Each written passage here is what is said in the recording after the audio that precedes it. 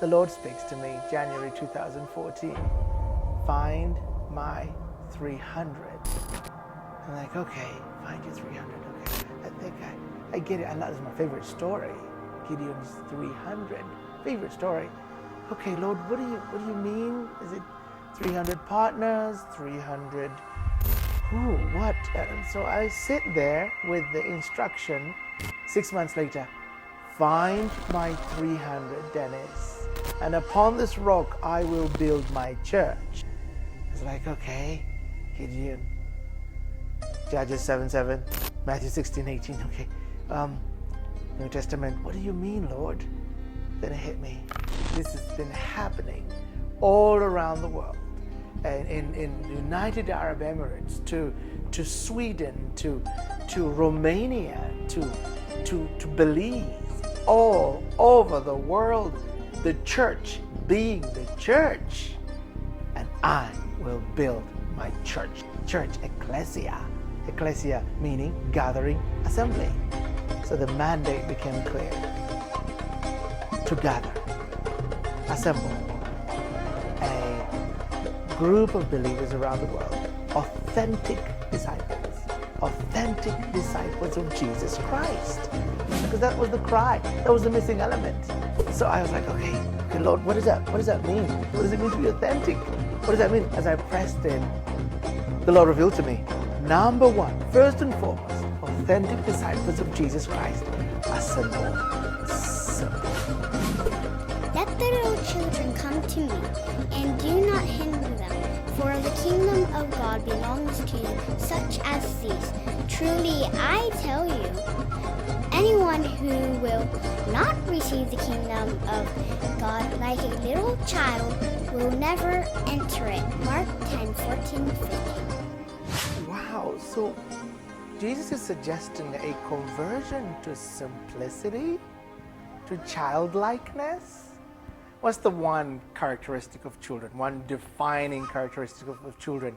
Children believe and trust before they understand. They don't need to figure it out before they trust or believe.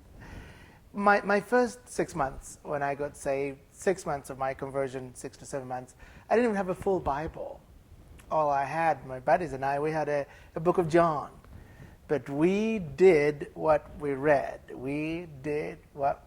And man, miracles, signs, wonders, Jesus doing these incredible things because we were simple. Here's what Paul says, 1 Corinthians 1:27. I thought this is powerful. But God has chosen the foolish things of the world to put to shame the wise. And God has chosen the weak. Greek word weak there it means feeble, puny, substandard, second rate, low grade, inferior, laughable. He's chosen the laughable things of this world to put to shame the things which are mighty. The next verse, and the base things of the world and the things which are despised. Another incredible word there. It means, the word despise means detestable, hideous, disgusting, even nauseating. Has God chosen, the things which are not, to bring to note the things that are. Authentic disciples are simple people. Truly, I tell you, unless you change and become like little children, you will never enter the kingdom of heaven. Matthew 18:3. Number 2, authentic disciples, we are powerful.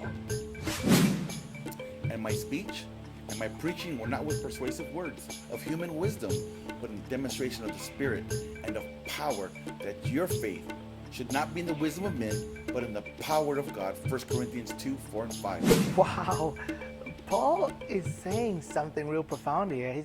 He's telling these Corinthian brothers, I don't want your faith to rest in smart talk, theology, philosophy. I bet you he was thinking about what he'd done. Paul himself had been with the Grecians in Athens, Mars Hill, and he'd gone in there, really waxing smart and intelligent, philosophical, and didn't work. To the Corinthians, he says, I didn't want to do that. I wanted to know one thing. I wanted you to know one thing: Christ, the power of God, I didn't want your faith to rest in oratory, but in the power of God. Guys, when the missionaries came to Africa, when they came to us Africans, and we had our gods, powerful gods. And so they came in, and of course they brought this story of this God who loves, which weak gods don't love, And he sent his only son, even weaker even. What kind of God sends his only son, So, but he loves you, and if you believe this crazy, ridiculous story, it will come alive. And the story didn't make sense. But the story was captivating. The story was powerful. Our kings didn't forsake their gods because the Christian God was wonderful. The Christian theology, Christian faith was so titillating, so stimulating, so logical. No. The Christian God was powerful.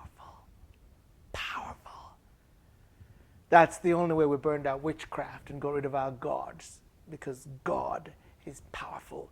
We have a powerful God. He still heals. He still delivers. He still breaks addictions.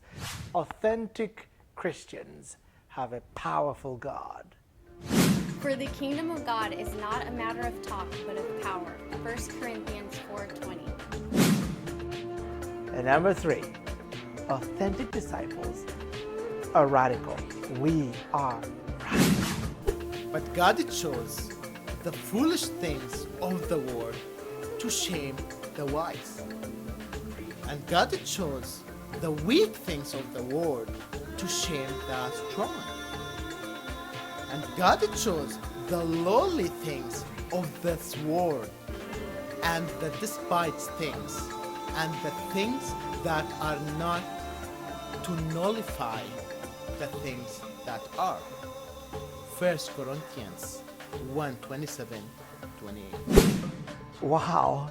He says to them that are being lost, that are perishing, it is foolishness. To the world, this isn't cool. This isn't, wow, really super attractive. No, it is foolishness. To them, it's interesting how the modern Christian, the modern, conventional Christianity today, it's just obsessed about, let's make this thing really, really cool. Let's make it really, really attractive. Let's really, really amusing. Let's amuse them or we'll lose them. Here's what Jesus says. If the world hate you, you know that it hated me before it hated you. Basically, expect them to hate you. Marvel not, my brethren, if the world hate you, John writes. And now Jesus' own words. Mark 10:34, New Living Translation. I love this. Don't imagine that I came to bring peace to the earth. No, I came to bring a sword. I've come to set a man against his father, and a daughter against her mother, and a daughter-in-law against her mother-in-law. Wow. Really? Yes, because God doesn't want to split families, of course, but true allegiance to Jesus results in strife, sometimes division, sometimes family split. In fact, our brothers in the Middle East and in the Far East, for them this is normal. Even in Africa, you get saved, your family is going to say, hey, you got to choose between Jesus and us. And oftentimes true believers say, bye-bye. We're not called to fit in. We're called to a radical experience with Jesus. And radical doesn't mean violent. No. We're called to a separateness.